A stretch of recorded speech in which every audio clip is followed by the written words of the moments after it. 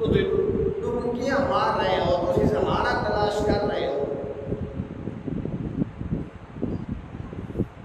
चाहते हो कि अभी अपनी मंजिल मकसूद तक किनारे तक पहुंच जाइए। फरमाया मेरे अहले बैत कश्ती नूरी मिसाल है,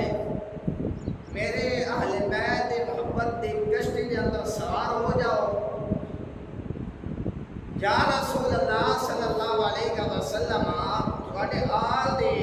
थोड़ी अहले बैत मोहब्बत की कश्ती के अंदर सवार हो गए, लेकिन मला बेड़ी चलाने वाला मंजिल तक पता न चले